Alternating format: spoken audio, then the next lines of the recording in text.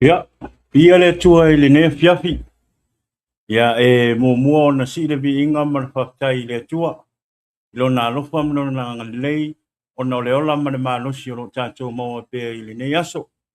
Ia o lo kalama asani le nei o le Jesus is the Answer podcast. Mo oe i le nei a fiafi lungo o tupenga whailangi. Ia o le ua ma wa lua atu ma le sunga ia tala lei pe ona masani ai asto na i te tasi. Ia i lungo o tātou kalama. O le bi inga la nama whaktai le tua ona o le no ta ua le ua tātou maua tātou toi maputai ma toi tātou paatasi i lunga o le tātou kalama. Ia o le bi inga na i le tua ua e tari tonu le anganga ana le ai le alofa le o le tua se manua tātou te le pape nei le nei aso i lunga o te penga whailangi. A o le alofa le o le tua le ua mpai o na tātou paatasi ne trafi. Ia i lunga o le tātou kalama. Ia e momoa ona avatu se whaatalofa ma se whaatai le nei aso. Ia ono la o tau tāpua inga. E le ngata i leo la o tau nopo talofo i le tātou kalama. Ia leo ua mawhai ona wha ea i le tātou kalama. Ia i le nei aso. Ia o le tātou kalama. Ia o lo tu sa o ina atu pe o lo live stream atu i Amerika Samoa. I le nei a vai aso. Whaktai e la i le atua. Ia o lo maua pele wanoa e tātou te whaatasi e i mō tātou ainga. Ma o lo alalam papa au i Amerika Samoa. Ia e le angata i leo Samoa sifo. Ia pe ona mea mātani aina. A mata mea tātou kalama. Ia o Amerika. Ia e whaktai i le atua. Ia o le nea wanoa. Lewa tātou mawhai e ona tātou live stream atu i Amerika Samoa. Tātonu fo le anganga. Ia o le nei fo yaso. Ia o le aso muni fo le tātou live stream i nei Amerika Samoa. Tau se taimi sau se aso. Pea o toi le ola ma le marosi. Ia ona toi taliu fo ila i o le whainga malanga i Amerika. Ia i le nawa i aso. Pea o toi le ola ma le alofa. Oi ma le ola ma le yes. Ma le marosi. Ia le ngata i le ia. O le fia ma le ori. A me fo nei taimi ia e whaktai le sunga ia tala lei. Ia ona o le whaavanoa ino o rona studio. Inge i lona mauta. Ia e tu sao ina tua i le tātou po kalama. Whaktai po i le atua ia o loo aia pesulo tino ia o loo manosi perto ina. Ia e le ngata i le whapea wharitua ma le whanau. O le ia e a vene te mi whai au masui o te e mole atua i le ngang whaktai. I wō, a inga, mai e masan, ia o no tau no tawa wapu tātou po kalama. Ia e ui fo ia ina lo wane ia so sa vili maritim. E whaktai i le tua. O leo ua mawhai ia o na usa o ina tātou lai. Ia i nei aso, o na i peo na masa ia tō na i te tasi. Me whaapati sunga pia ngana mo ia awa no talo e le ngata i lea o tau singu ake talo la o su e a le whangaina o nganga o le fiafi la o tau sunga i whapea ngainga ia e maise o tau pare tua ia whapea po i ta māma nā masua au sino o tātou atunu e te nei Amerika Samoa Leo ia Amerika New Zealand ia le lalolangi atua o lo sala lau solo ai le ta le to tele o tātou ta māma tina matua ia patalo fatu le nei por kalama ia te o tau le nei a fiafi whaktai la o tau tapua inga a o alwhai watu o tamu whanau i lea aso ma le aso i whi au mga ruenga ia e le ngata i lea ia o lo la o tau talu ia i iau tamu whanau o lea ia e patalo fatu ai tatu a inga o ma e masani o le tātou por kalama whaktai la o tau no talo tai la o tau tai foi le whaatangaina o le nei por kalama I tono o mota. O pe lava le mea e maua mai ei nei por kalama.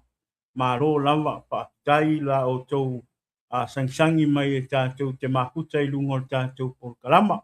Ia o tātou sila I o tātou por kalama ia e tātou te tala noa I le upo le atua. E tātou te whaasoa le lei ma le alofa o Iesu ia te oe ma. Amen. O le anganga na o le tātou por kalama. Ia ai se whaapopupu na mo le tātou mafutanga I nei aso. Ia I lunga o tātou por kalama. Ia lau sunga tala nei. Malo lava li le se pumanguia lau sunga. Ia I fia lava le anganga watu na e malo si lau sunga. Ia atu nia noa ia pai e foi sina o tala te pataro foi le malu ma le pa io se o tātou atu. Ia o lo mafuta mai lunga o tātou por kalama.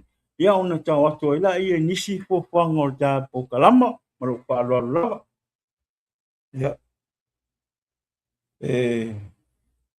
avele vi inga mo le fa tai le tua I lana toa e se po lana toa I tātou tangata lo tau soifoa ia mo so tātou wola I le aso ma le aso se ia tau umai o le tula ave ai whaftai le tua o lana toa soa mai fo I ia e le ngata o lo tau soifoa ma loloina ma losi e mawhai ei ona tātou patilo pa tau nuu le ngato fufuanga e maisi o tite pe ona tātou o ngai ia o I whātālofa I le suafa manu malo I e Superiso o le awa suafa ia e tātou te wheso o ta ia I hunga o le nei o kalama ia e maisi o le nei whātāloanga e tātou te wheso o ta I fo I le suafa o Iesu ia tātou talonga paatonga I hunga lua I aso ta wa o suafa lea o lo wheso ta I ai lalo langa atu ai ngangana o le atu ai ngā tangata o le atu ai ngā lau o le atu o tofu tangata malanga ngangana ia ai tasi le tua o lo tātou au aunga iai ia e vi ai le tua nei avanoa mawalunga pai ona maua e tātou te toe tala noa e le ngata o le lei o le tua o lona wha maon o lona opa ai maisi o lana taita inga I saulotonga ma lona file mu ia e whaatalofa tuai ia me mawaru Kirisiano ia maisi o maua le nei mafutanga I lunga o le milia ia e le ngata I leo au ona le tua uo ma paanga ma au mea mamai o le nei mafutanga ia e whaatalofa tu le suafa manu malo o le tātou li o Iesu Keriso ia tau se taimi tātou whaasoa I lana upu ia o mea le uma e whae le tua au lana upu e whaatau tai ai le tātou wholaunga ia e mai o tātou whaamata nei tau sanga I le masina mua e pei o na tātou wholau ai ia vi ia le tua ia whaatai le nei avanoa ono o mea le leima mea sile whaia pe eia mo I tātou lana whanau ia o se whaapa ia tu leo se whaamalo ia o se whaatalofa ia o se whaala ai au foi ia wā tātou whaatalanoanga I nei tu la fiafi ia la koe kua kusunga ia paua ia o le a se ufuanga ia le a fo se talanoa whaauau ia mo tātou whanau ia o tātou o le upo le tua tai Ia pafte tu la sunga tala lei ne fiafi. Ia te tonu ne aso tala e se fo I wingo tau o tunu ile mea fo I le timu arala. Ia wata sau fo I ne ia wasui fo I alwa ai. Pima nei tau sanga e wata a sau le ta mo tele fo I me o wai ia o le arsuna. Ia ele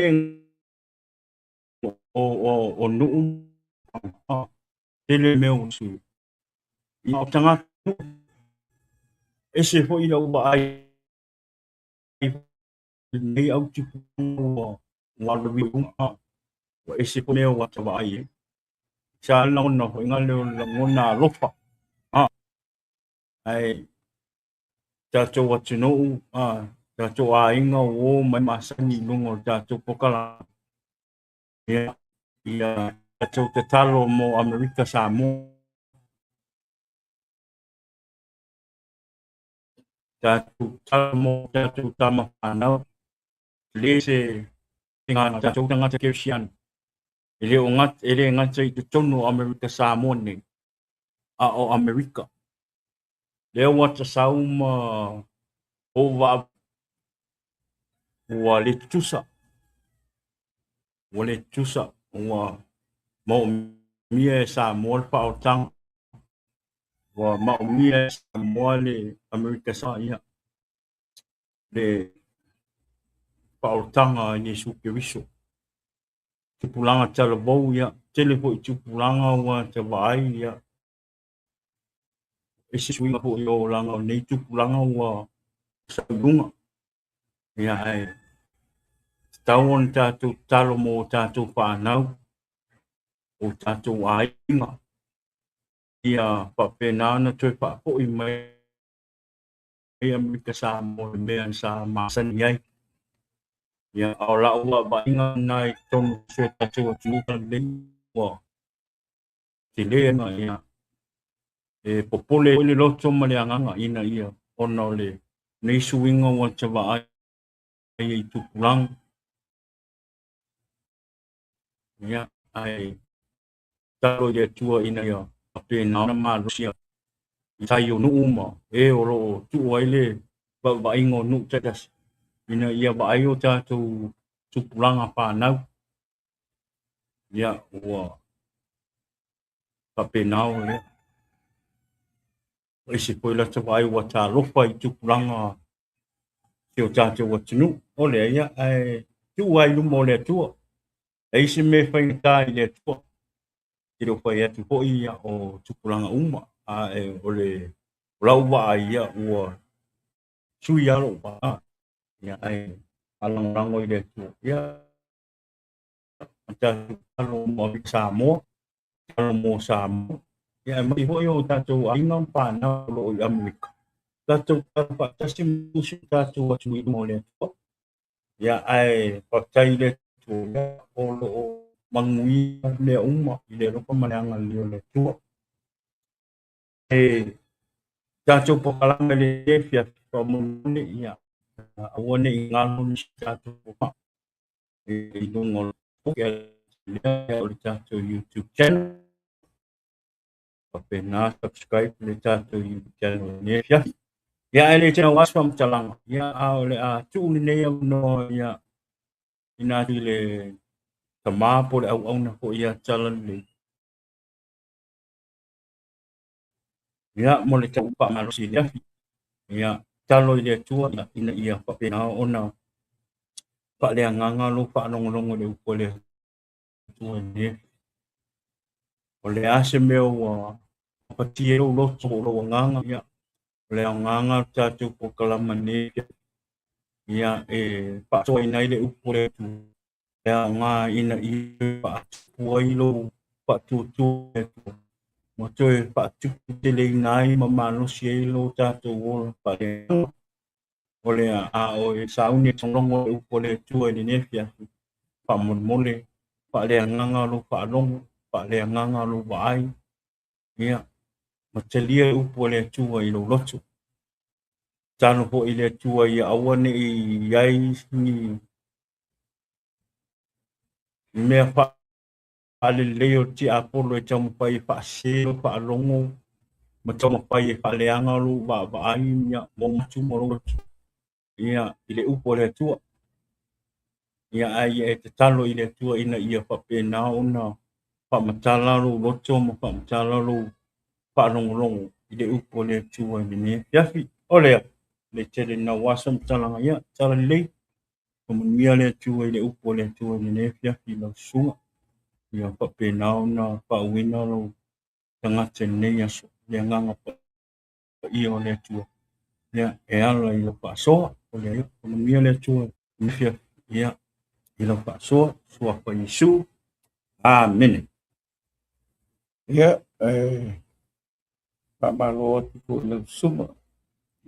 Ia, ono le awanoa mātana fi, ia, tonu peo na tau noa le upu o le swinga o e tātou tunu. Amen. Ia,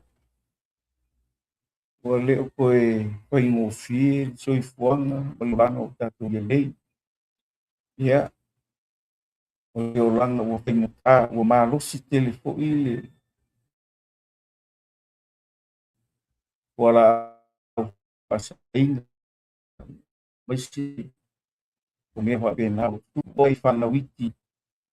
E le ta tau na tu tamo fia le nei tu. Ua la tu wa fi. Ia, a ton swinga o e ta noa mai. E paule anganga o le tātou no fo talo i le tua. Ina ia suia loto. Suia loto o sio tātou o tunu. Ia sui e le tua. Suia nga i le mea e fina ngalo i le tua. E leo suia po le i vainga o mata o tangata a le suinga e manao fina ngalo i le tua. O lou loa le lei o le tua i le me fina ngalo i ai. Amen. Walanga o le nei wha moe moe. O le se wha moe moe wha matala tala ina le akio ma le tua. Ia matape na ina mole ma ie wha wawau. Peina o le suinga le tātou te tratala noa i ai. Ia suia nga i le tua loto si o tātou atunu.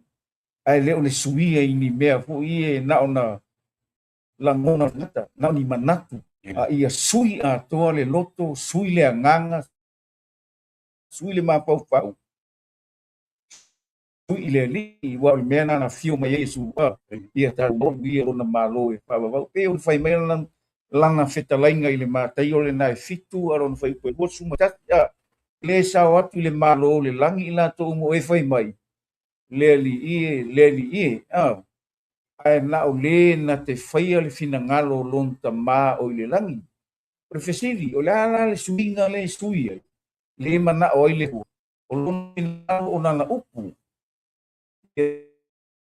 to ngona ma ia ta faia ma ia to sta ia na upu o le upu le tua le upu na tusia ona ta to le ta tu mo le lana o mana o ia ta le tua.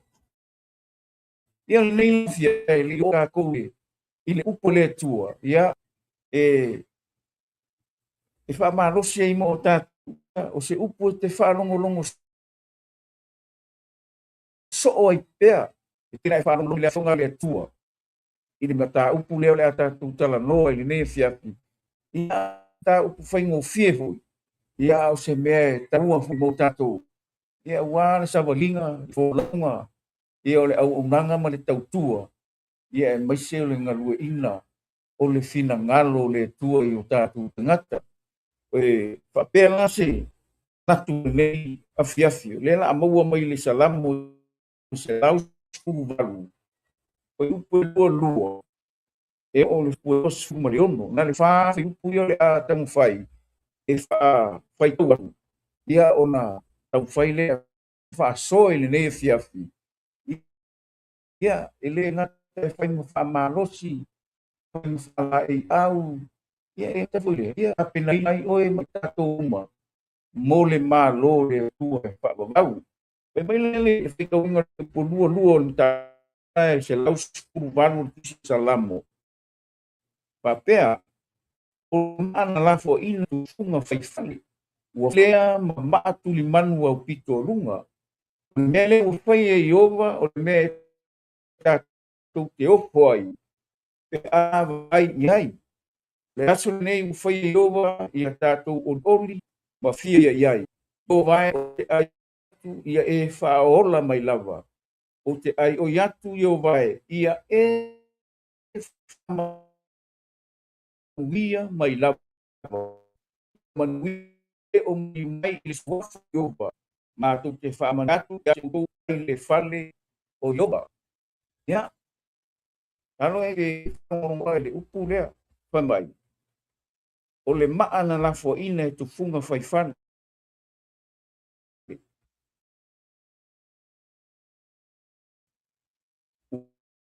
Ua whai lea atu li manu pitu kalango e atu li manu. Nang o kako e whaia whale. Tu funga whaifane la o kangaka o la le menga o nga whaia a. O la po le menga ke whaia a. A whapea la e ke ku mai le loko o kako mta au puli nei tu o sa o le whale. Tu whawhai a lo whai mai. Ua whai lea ma maatuli manu au pito o runga. Mai lan whai puoko. O le mea lea ua whai owa. Ea tātou te oho ai. Pea wa ai ai ia. O le kufa lea nganga la ma le kufa kingo. O ke manga o e kako e. Tala loa ai le nei tu la fifi a. O le kufa lea nganga o le male kalango i ai. O le whale. Whale nganga o oi. Maha o le maatuli manu o Yesu akan kanga ele le winga o le fai u fa mai o le maana la fo ina tu funga fai longa winga wa ku la fo ya ka ko ma fo i nga ruenga le ri ko mu Israel ya ma ku la fo ai na le au so o manisi na la tu ia fa longo ile o onga ai mese o le whaamutala ina i Yesu o le finangalo ron tambai le lang. O le ka ua na o le maa le ki fia mga kaku ki kalawai ngia fia. O lo fale anganga. Langa atangoni tuli manu. E kala ngoa ngai fia. Tu e whao le neila lo rangi. Lale wingo le tuli manu. So se maa.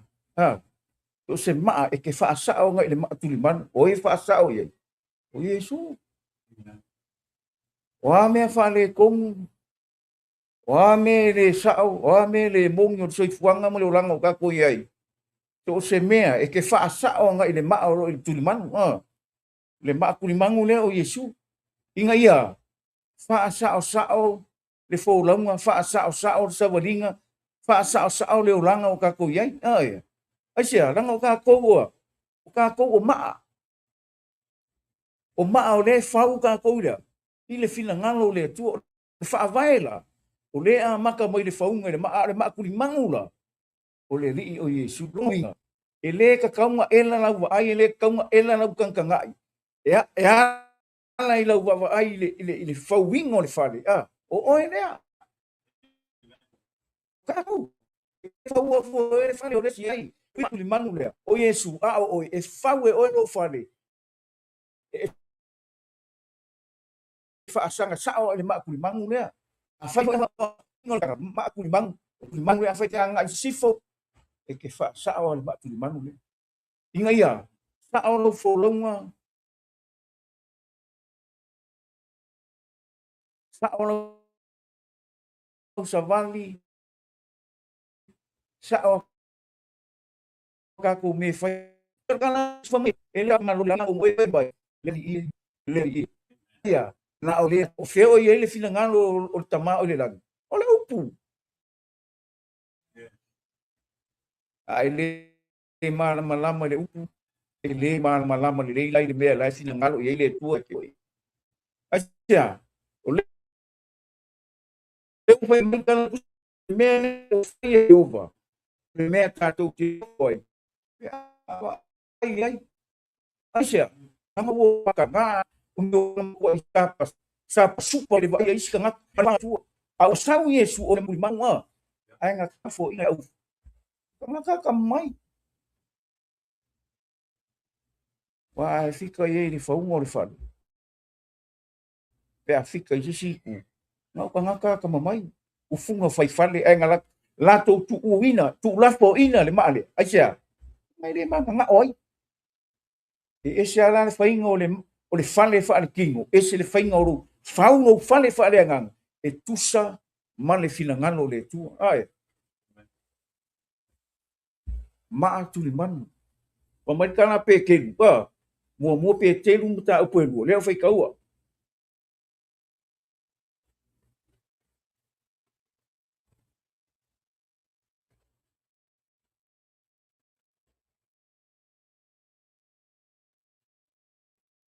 Kai mai. O tu o mai a te ia o le maaola. O ia na lafo ina e tangata a ua filifilia e le atua, e tāua lava. Pe kula foa ia ana ni kangaka. Pe musu ai ni kangaka. Pe le mangao ai foa ni kangaka. Ane fai mai. A ua filifilia e le atua fai mai. Kako o mai a keia. O ia o le maaola. O le mea ngai lenga mafua o nga sao le lei au fuafuanga. Ma sao le lei lau whaakakianga o lau fale. Langa o le maa. E ola le maa kulimanga. Ai mai. Kako o mai a keia. O ia o le maaola. Rongo winga. A whaakakai na ngā ko o le maa kulimanga. Rongo winga. O le aola kako. O le aola. La aola po esa. O le whaakakia sao alea. Le ala fua ngai o le maa kulimanga. Inga ia. E le ngaka e ola. E le ngaka e oli ma fia. E le ngaka e manguia. E sao loko. E le ngaka. O lai ai wha manguianga le po esa. Langa lai ke peis kongu anga ilea. Le maa ola. Ano pa mo. Kako mai ke o le maa ola. O ia na la fo ina. E tangata ua filifilia le atua. Ua tāua la. Tāua roua. Rou wa ai. O whea ke a ngai ei. O le ale kuli mango roa. O e a ngai ei soifuanga o le olanga o ei. Wa ai le ri. Tuli mata i le atua. Ie wa ai. I le mea e wheka lai mai ei le atua. I lau sawalinga ma lau pōlaunga. Aisia. Langa o ka kou ele whau e o ma ila ro. Le o ka kou whau e o a whea. Ang le mamui o le atua i le langi. Aia. O ka kou la. O ka kou o whane whaleanga. E whau langa. Inga i ngofo ai le atua. Pamai. O po i wā tia o tau e pei o maola. Whaupunga i mon taupule. Pe te pe tupo. Pe po i wā tia o tau e pei o maola. O le whale whalangana. Whale whalangana. E le whale o. E le whale povi. Le ai. O le whale whalangana. Pamai. Le e kau whamai. O po foi wā tia o tau e pei o maola. O le whale whalangana. O ai nei ngofo lo whale. O ai nei kongo lo whale. O ai nei mawhainga lo whale. Laka laka o i lo whale. Nā lo whale mai. O le whale whalenga. O le a osi. Tau ulanga pa ina. Ia. Ia ngai ngai. Ai ngone ngano. Le kuai. Palungo. Ako kibi ya di kakap ko siya. Ngali kung dia ko. Mafo mo ya. Langa waya. Pipi le maola. Pau mai a o ile le fa vai fa lai ki pipi ile maola. Le wa kupu o fa e fai o e mau sa ku.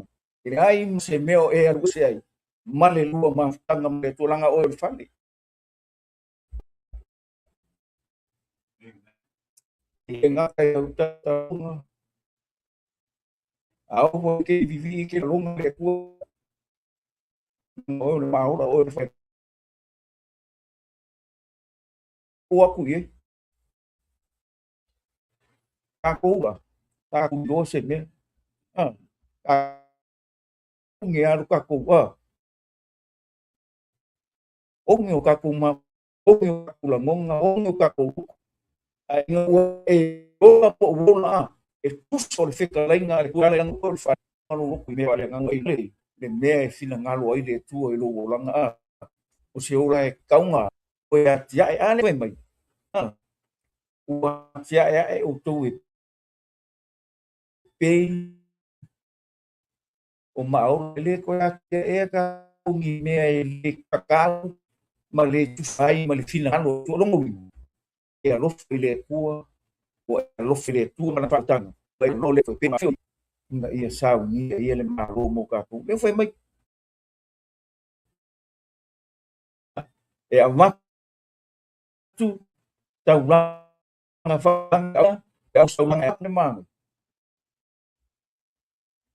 Ele rongo mali ka ko me pe ka ko leo ya Yesu lang o Yesu fa mama ka ko Yesu fa le le ka ko Yesu nga pa maka ngo fi nga ka ko nga fa la ai a winga ka ko Yesu fo na te ina ta tu pusa male fina ngalo lon tama o le lang ano fa mai sawa e a watu taulanga fa le nganga mali ile tu ono Yesu ke risu pa mai awa foi pa mai awa i le tusi fa o ke tu ision matu limanu ua ia maleta ua ele ma fose fa tu ya mai tala kuspai ele ma elo le ma le mea fi ki apolo e oni malama ile mele alo le tu e vaku ya ke oi e ke ola i sui fuanga le ke ola i ao e me o pele vala e ke a sa o mui ma ki apolo e ke lo le ki apolo inga ia e ko le manga ko ki apolo e ko ki apolo se le mangia se es o bilo me manga dia foi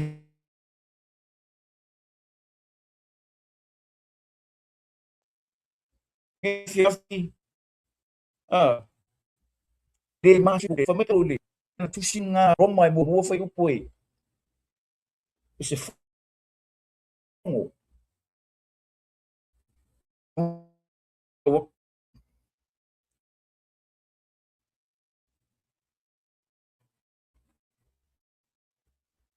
Amen. mai po awa tele hang tala le ya ke miso awa o le ue ola ai ue pa mo le te a to pale di long a kalmo ya yu ka e kalmo le no le tu a kalmo ka ko ese le fe mai pa mai po awa tele mai ka ya ke miso awa o le mala la le tu ola e fa tu mo le te a to male le wa bu fari mai ya ile ami e tu tua ina ia fatua ai e sia e ora tanga tua ia mama o ma Amen. nga e mai le fa fenga e ma nga du usol me sawa nga su ya ma ko le sa tau inga ia ka ko mau sa tonga mau le fia mau le oli ona rona lo fatu no nei tu na fiafi vai mai po ai tala le ka Yesu ke viso inga e ma e fa fanga mo yo fa fenga ia ke oile mana fa fenga ia ki ka ko le mangwi o le ko le mana fa fenga ko ka ko musu maka ko mai a Yesu na tala ka fa ka ko ke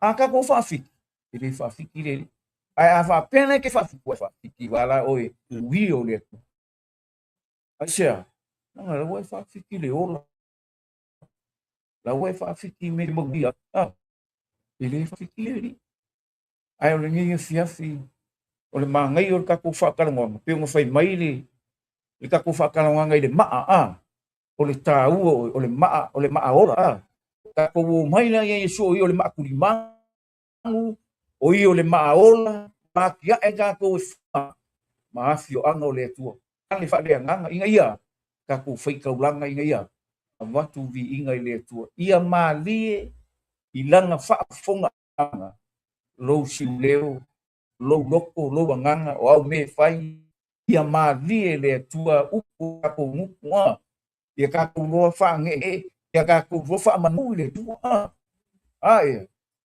mangai le melo no fa nge nge Nga le ku fo tu spa ia. E la fai lo kune kon tu spa. Nga fai ia Yesu malanga fa ku po Yesu. Ka me kere ora vivi ka nga. Pe auso. Ai va mai na uri.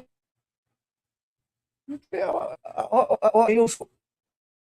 Ora vivi. La fai ka ku. Ora mga yun meya. May Yesu ako me fa ku maangay. Apela nga nila ora.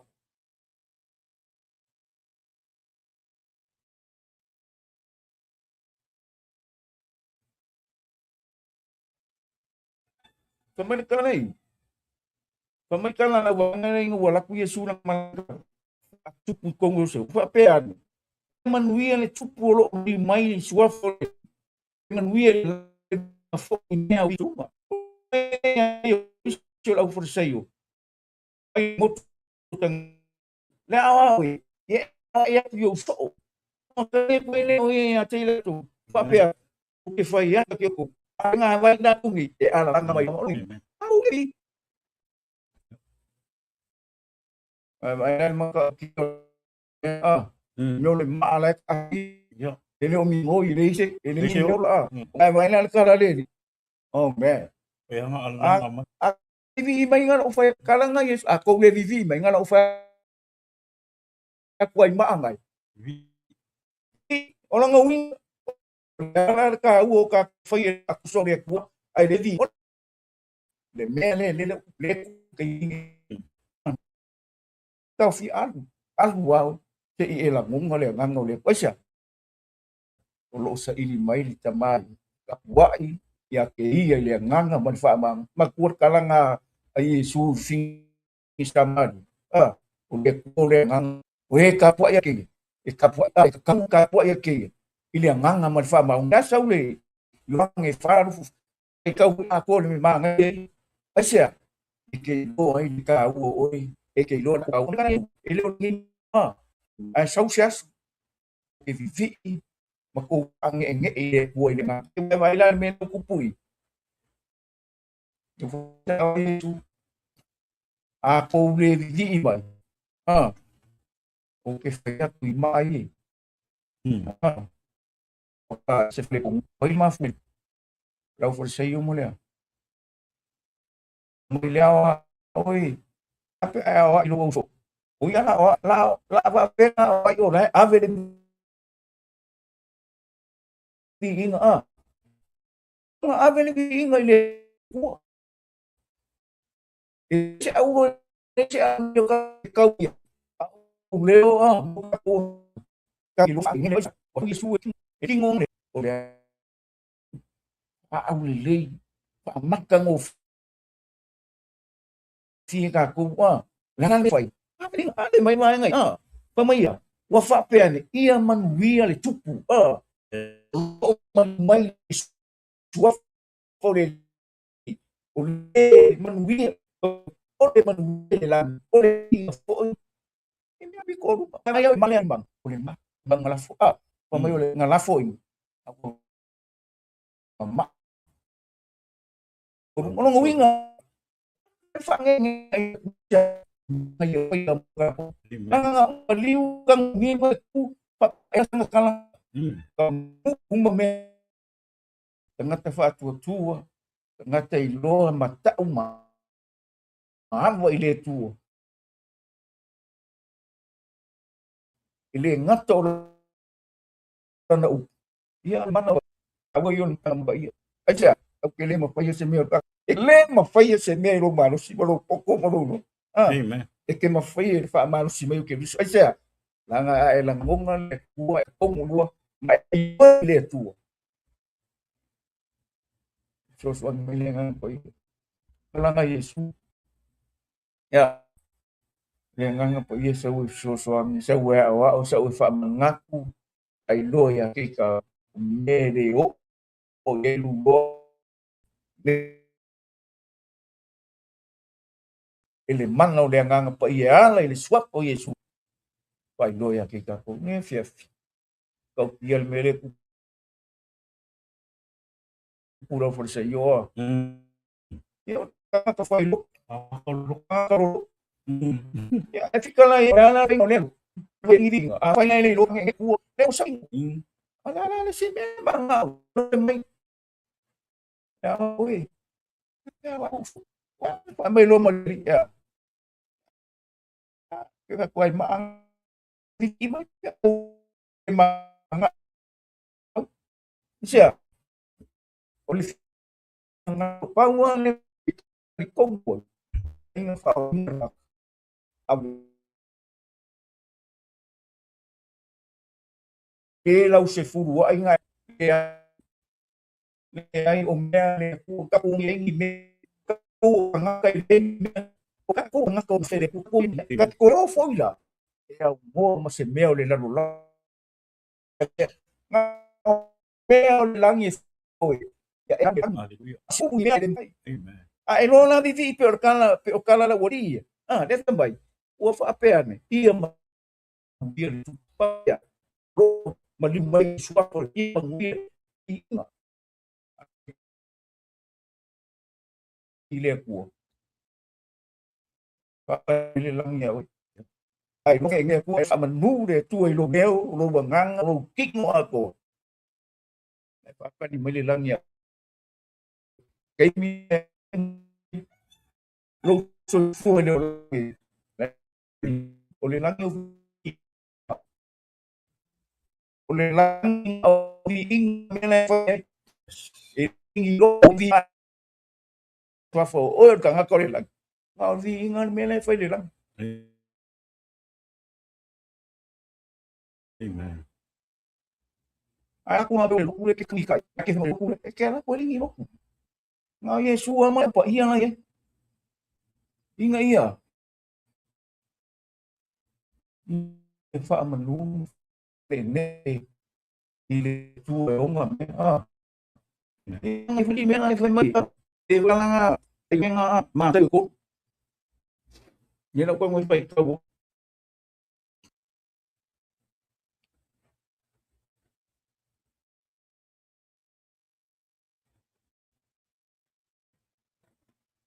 mai ka na ayong e o pu mi fu tau la mu ma pa fu tu mana tu FP fu tu o apero amo o yo wa tu fa ya tu e ya mai ne vai la o ai le salam ka ko le ya ka ko fa nga wa apelo amo mang kana e kuan fa ya apero solo fa nga e mo ai Amen. le la lo lang ya ko ya ka ko ka ma pero amo ka ma la fa ko ya o fa nga wa apelo amo longo wi a fai o pele salamo a fai o pele kan pom a fai o pike ile finga a fai fo le mo mai kala fai e ma fai ai le kua o nga fa kupu mai ngei ma angi fa ngau ma apero Amen. ya o ma me le ka ki ele ni o lo ye o ki o pispo ye be ka ko ma fo ye ya ma fo ye le ka u le ma fo i ma pe ma o le ka ki le fai mai pispo ye to le nga ka ki ma ka ngone ku fa nga le ma Oh, ngare ma. ya la le ku fai fa ku wa ka le le pe le yo wa mo le che ka nga ta ko le ma ku le i sai o se fu fa le e mo ke wa ya be vai se fa mo manga oi ave ese le di ingo le ku se vai le mea le ku manga ko ya le ingo le ma ke le fai aku la le fai mai sa o Yesu a ko le di mai a ko le se ngana mai mai ke fa ku ma ngai fa so ne se ka u ya ko le wo Oi, ave tinge muli lua, oi, ma kua le nga, kua i fa mai kara rau, ia ma maua li fingi,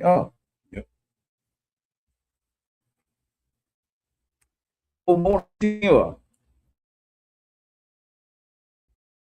maua lai muli lua, akana isu, ila ko te kumenga tol menga,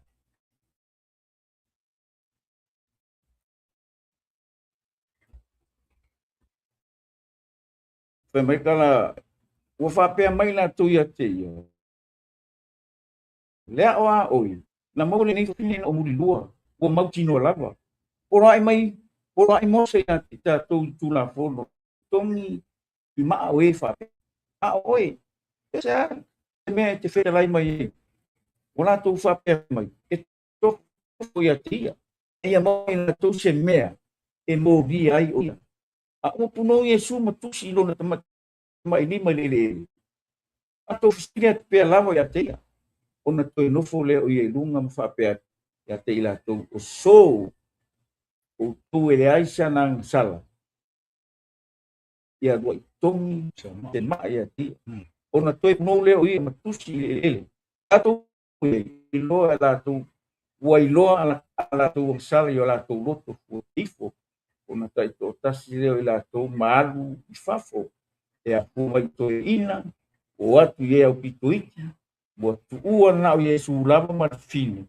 o tu tu e vai la o makau me me o fa masingo langa le me le no ka wai ma nga ale la ka ko lo ni ke le au la ve ka ma no ka u fe komi ya le me ale ni ye wa le kunga le pula fungu ka ko wo le kin pula fungu le ko la ko la ai kia kanga o le tise ya le ma ko ni ma ya manga kua e ka ku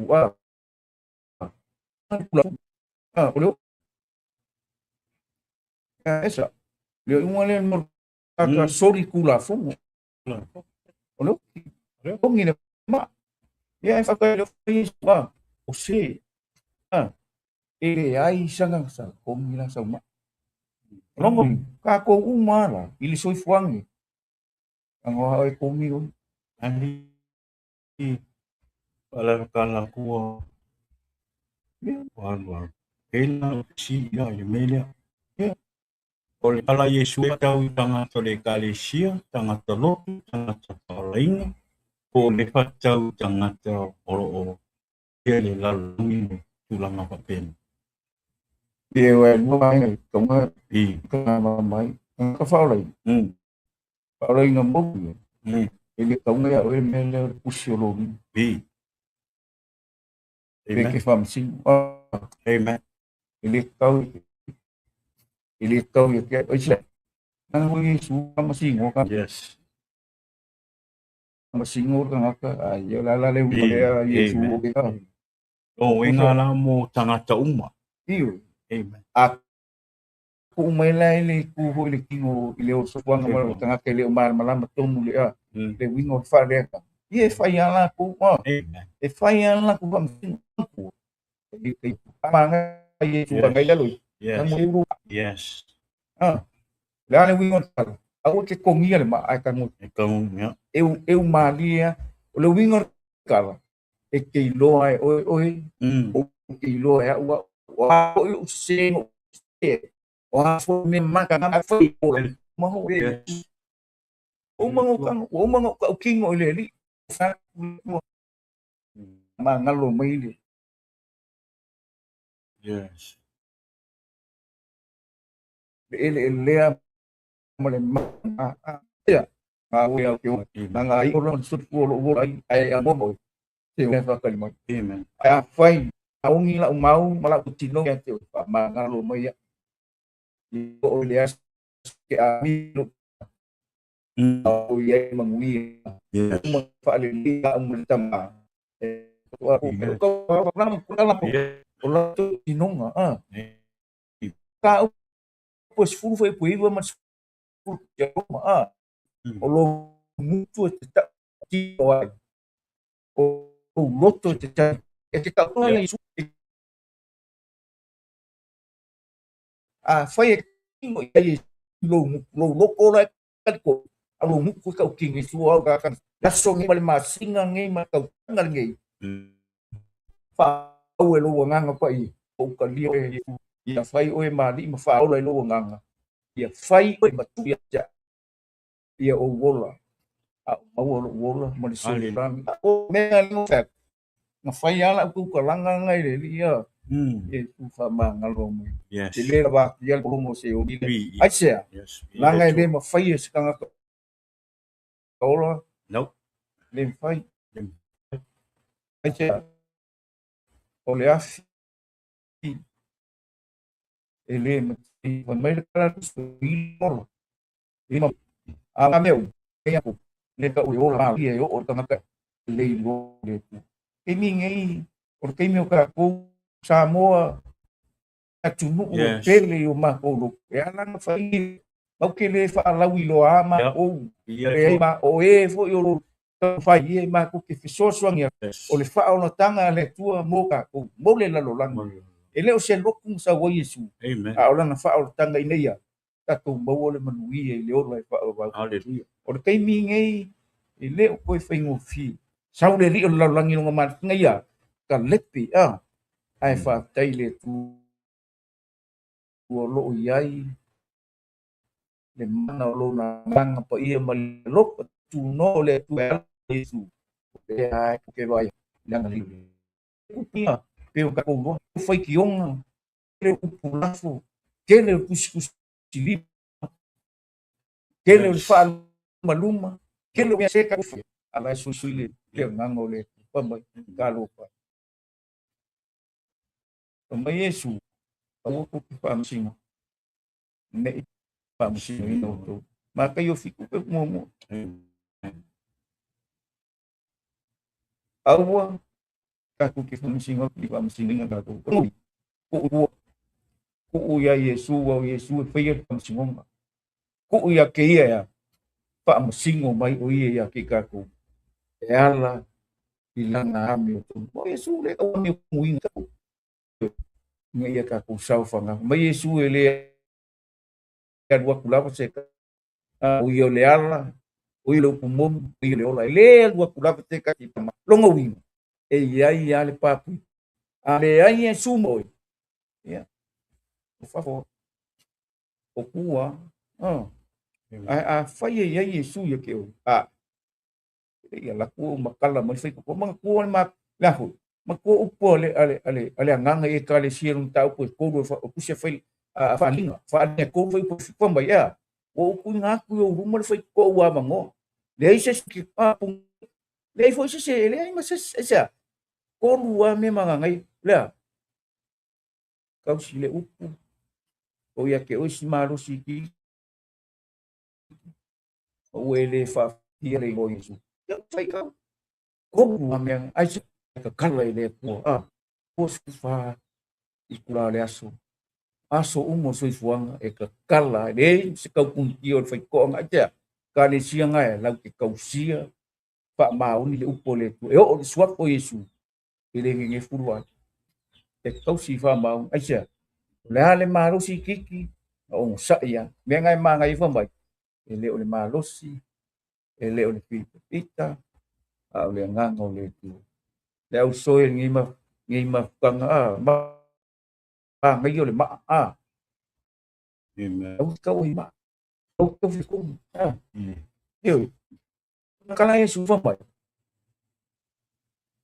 Ayesa elisa kan sa kung sa ngama ye iliaw nga ka ai fu elisi olisi ya kangwa oi euro maka kango euro poko ro maka mai ma fo fau o yesu o le ko e fioma yesu e ko e fioma avele kalisia ya ile manguia o umang sawi le sila ma ale ke mga oi ha e kai mi foi le nga fa ye se ke fango ma kanga kai alu avele fe avule le lu fatu no mo tara le tinga ai o Yesu uma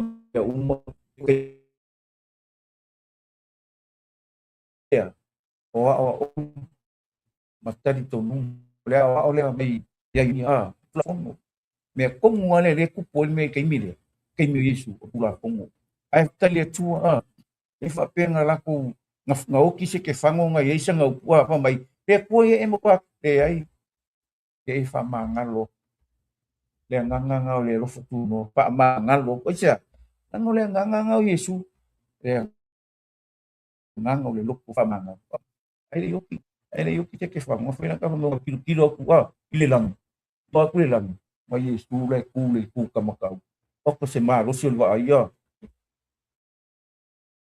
Amen. wa phải đôi là ngăn ngầu phải cú đông cái phải là nghe kêu lo lại cú để cú cầm lại phong cú leo có yên mà cái là đâu cao yên mãi chẳng ngắt câu việc cú ai đâu quên mà hôm nay nhìn mẹ chẳng ngắt câu liệt chùa phải cái ấy xia lại avis là ngắt liệt chùa bằng vi ấy cả cũng cái lâu phải cái sao câu ấy mà mấy ôi pe com pe fa matingo pe kut mai pe fa ruma mai puleo a o lo ia ile lo fatu no le tu ngati Hallelujah. fa le me ko Amen. ma ngai o ma pera ai te fa ma le ori ma ai le Hallelujah. e ma pe ngai fa nga e ma ko vo kala le ni lo sakan a foi o le ku e foi fa ri wa le ko ngai ma wa vai ele vale ele se que ele alo le poisia me le alo le le nga o mea le nga o mea le tino le nga o mea le lalo langi nei ka ku ke ola pai kau lo kuspaia pai kau mangingu pai kau malama se kango le kua e vaku ngi e lo ia e fo ima aleng fa ngai o fa fu fa pula ele ai maselio ala fai mai ai ko dia ka le ku awa salai mai no kala yese ya ka vi ka we ya se uso o pingal me ai ya ela ya ai fai mai for kala le uso mo ku tale aki ai ela ma mo ma que le me le yo se kala fai o ka ma ro na e fai mai ani fai kio le la ku ka ya o mai lo lang ka ke bakui kala ka mo Samuel mo ka po sufik po su mo nga sa ba bigi yon nga fai ka o mer kala ka maro wanga ka wala au mer ka maro o wala au mer ku ka wa isa lai mer kala ka o ngai le pe to me ina fai mai le ku ka wa le ku so fu we ba le la ko la ngongan le ingo wana ku ka mer kala sa maro la nga ko me le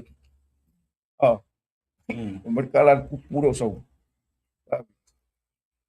kamala ko me ole ki me kala ka mo fosia leo mo fosia le us o te ia me ma ngar leo ma no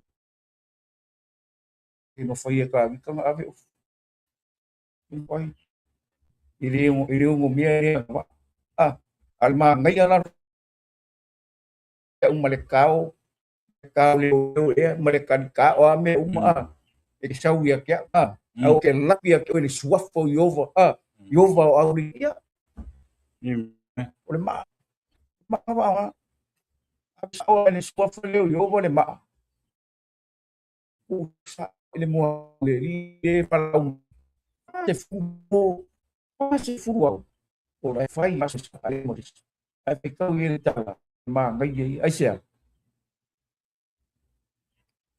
angale mele anga quase fu quase fu wala au kam ai ma se era ku ka vika amo pa tai le tu mai ku meu me vai ma me vale ma fo ya vai le kana ka ma fa nga sa wo ko wa Masuk ke kiri ko aka nga boy nga ma nga ngor ma ke sau ya kia kau ala kau meu okay what you swap for your ya ni swap nga le nga le ma le ma ore e fa ko ku fa mai okay what ya ke o swap for your au kau ya kau le ma ya wa ka ko fika ho ya ka ko ni sa mo o so ya maka kia ho le me ka ma ya wa au pinga le me wala nginga ne ko fa nga ngi me wa ma ko maka kia o sala nga ka ma ya no nga lai ko sala ma ai fa tai ku ka ku ka la mo ngi me ma u le ma le ha ko nga ma ai fai wo la wa ya lu ya ku wo ya su yo le au ke le ka ku ke fai fina nga lo le tu ni pia fi Iere tu. Ele se me ma ta ku ti ngai fina nga lo tu la fu le ma ku so le wingo ma ya le lo ke sa o ke oi ye i lo o le ma u ma fa ka o le ma u ma fa le ma wa fa nga inga le ku ala ya Yesu longo wi ka ku wo ya ke i o le ma o mo fa ia i mo fa wa i mo wa ya e ka ku i lona fina ro o ka ku wo la i o le fa ku o le ma la ma le tu o le lo ka fina nga lo le tu ia o ka wo nga le ma Amen. ya le ma ngi ya ngi fia ya ko me ka la ku spo me ku spo me Yesu a ko le di mai Oe mai vi. Ro nga ko ya nga ko ka na fe ya ele se fi ngole ku e bo Hallelujah. ya porque ia fia fi me na kalanga Yesu ka punga e matei ro ka si fa lua ma le fali ma ngai ku si mene wa ile kalanga Yesu fa mai e ile kai mere ko ile si ma ai lu mo le si ma e umang solo yo mo la mena ma ngai ile mene fa mai Yesu te mai la ni maka matei yo ngai e luotas fai ka wa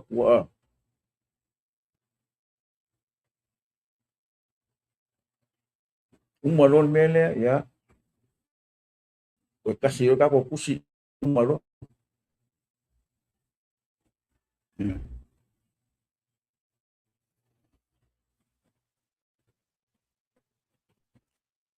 mereka la Yesu i me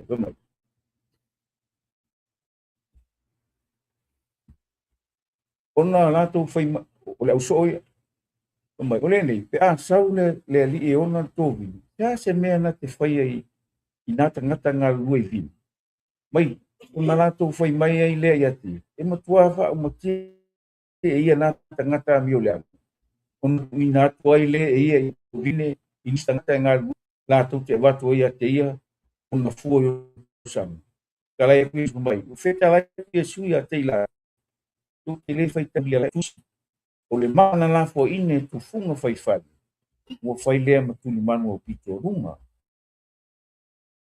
o le mele na fai ai ele ali tatu te ofo pe a ai atu iai o le mele o fai atu ai atu tu e ave sele ma lo le tu ia tu atu se nuu e au mai ai na fua pero fai koe fafa o sepa u fo i runga o le ma e ngau ngau wai uia o se tase pa u ifo i ai le ma e nuki palaina ai o ia ia ai pa u lunga le ma longa winga ngala ngau ngau ai pa u le ma le kala ngo ai kuspa i a Yesu ia longa winga wo muki pa io le mere ke kau fa pu nga i te mio mana ini ia mele nga fa i lo ia tani se lu se tani ko ai le miki nga fa i lo ia le pukanis ko pua e a maka mai le ulu whakawhaka o lalo i le mananga ia malalo fo ia malalo vai a o tupua na whaali e le tua tupua le miki le i tupua whaali a nepu ka nesa ai le lue nepu ka nesa o na malama le wino le miti ai le mea na whaftai e le tua ia na whaamtala i tangata o lai e le anganga o le whaamtala i tanienu au te manatu e i le tā ua o nei mea a wai ese le kaimi o nepu ka nesa temi o papelonia ese temi o me taimi pelosia ese le temi o e linga ia ese le kaimi o luma ia o le mingi e le i maua nalo i vai wai lua vai pe kalanga le loku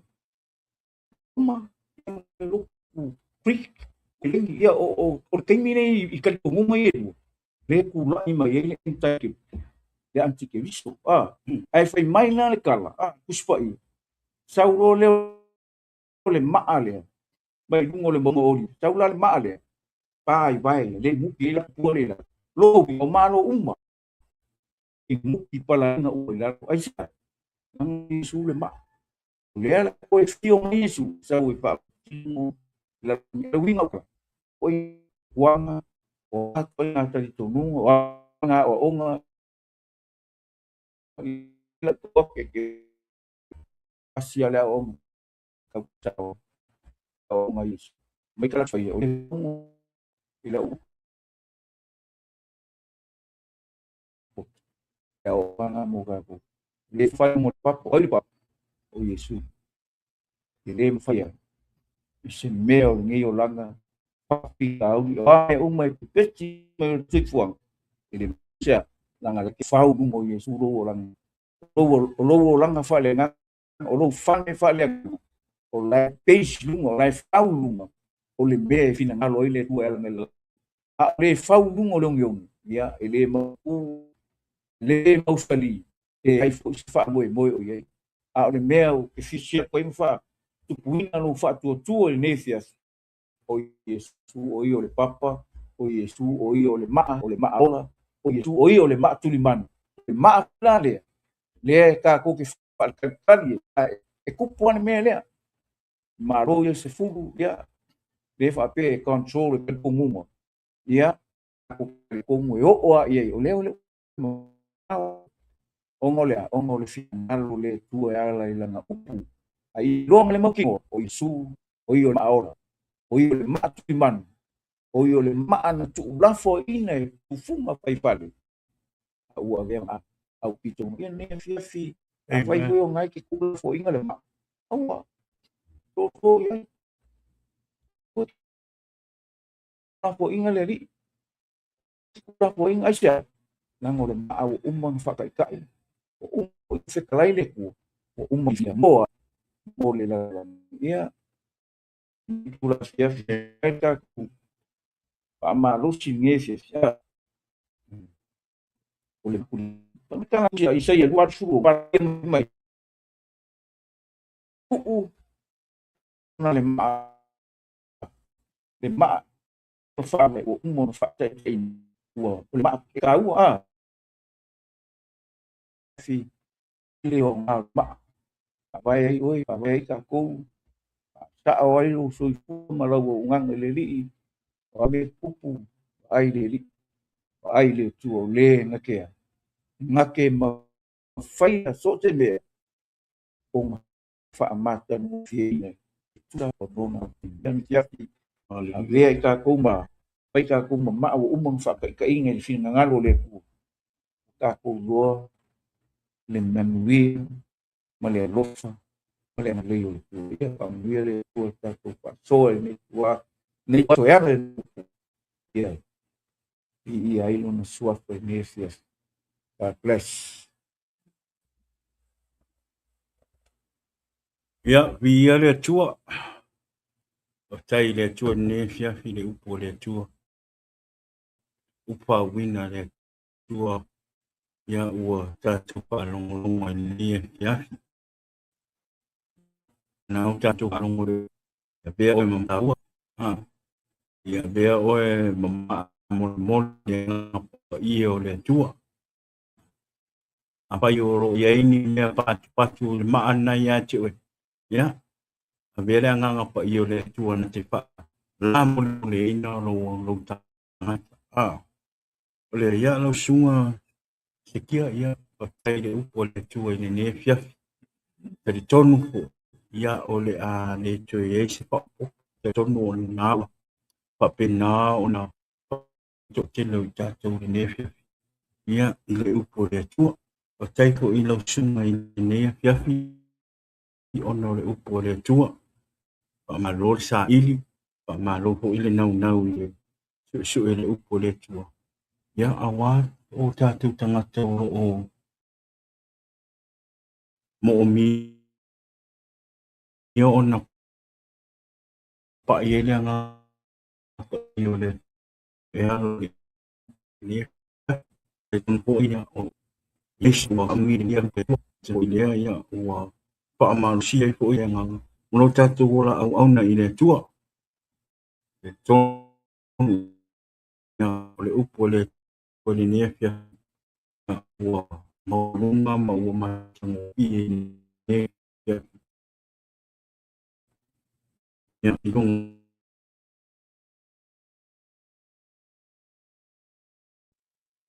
i le tua ya o lo o up a i le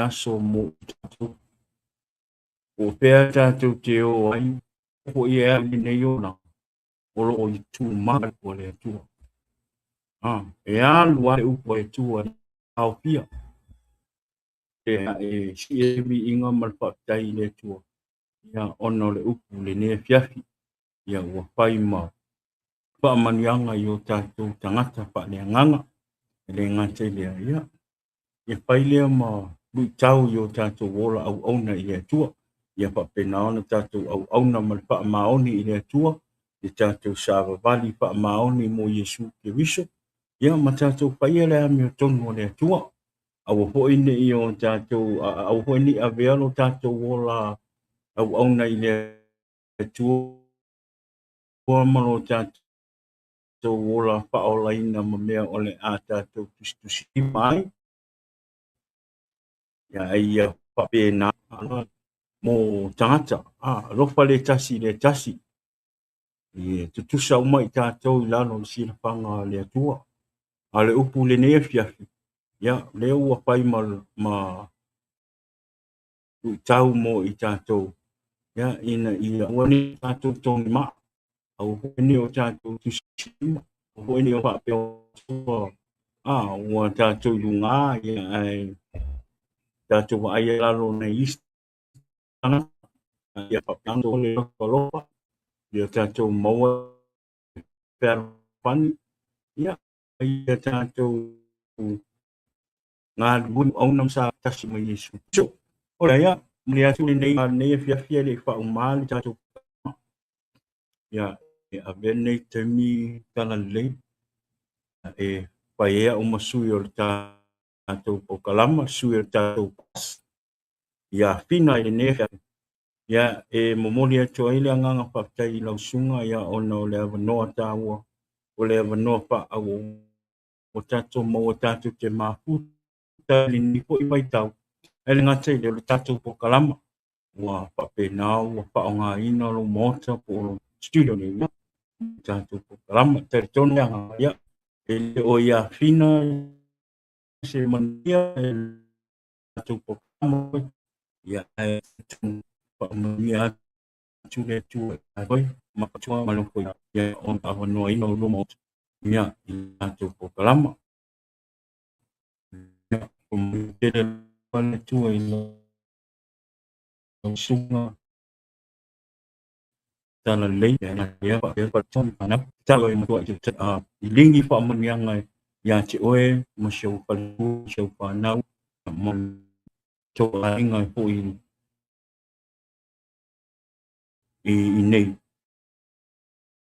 ia wala au tatu wala i tei lo fa tu o pe bon maros marola e leo pa nau nga leo po nga le tu ia i lo sunga male per tua male pa a mashi tu ne sa tu leo si ia ai taton me ma le anga le o le tua pa ai tu ainga o me ngol ka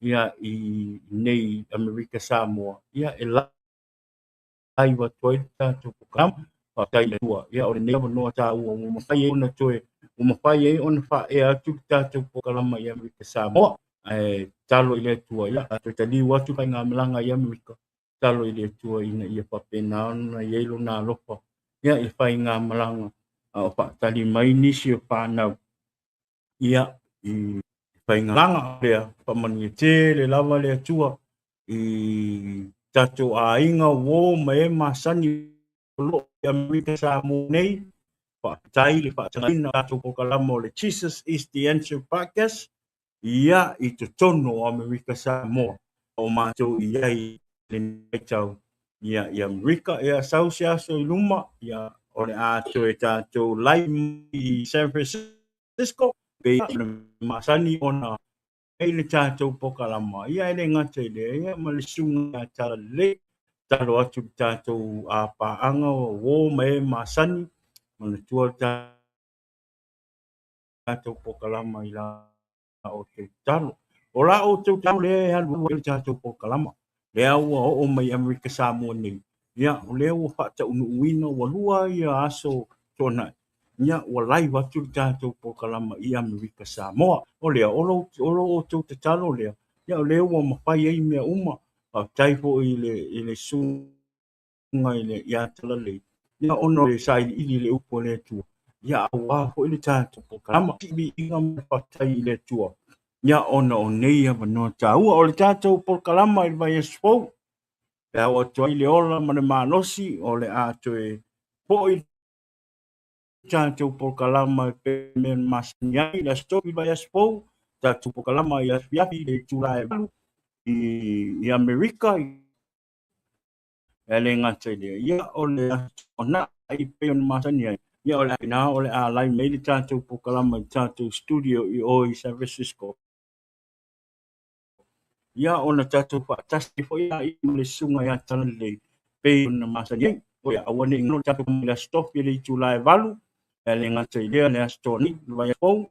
Ia I le tūlai ongo. Pea hoa toi le ola male manosi. O le ia tātou pokalama le na le nefiahi. Lau sunga le ia ma te whātou whātuai, ia ma whātalofa tuai, wa ngalo o na whai le whātalofa, I le paso o tātou por kalama I le nefia fina, ia whātai fina rau no whātalo mo au, ia ele ngata I lea, anko a tala lei, ia awale upo le koma le tātou por kalama, a lofa te le atu ua ia te oe, tai lo lang sua mai tātou pokalama e ana I lo talo pamanuia le tua ia pina South Taimi tātou hei loai I ika pe a o leo pe o tuai leo la maosi e pamanuia te le lava le tua ia te oe le tua pine o le ia tātou pokalama le nai le nea fiafi Amerika Samoa pa tai te lava. Thank you so much pamanuia pamunia tele lava le tua ia te oto ia I le nefiahi. San Francisco will be home soon. I the next season, ma le fiafi sa pati a taiao a le swapa manu malo Yesu Keristo. Amen. To faina soifua. Amen. Jesus is the answer for the world today. Above him there's no one.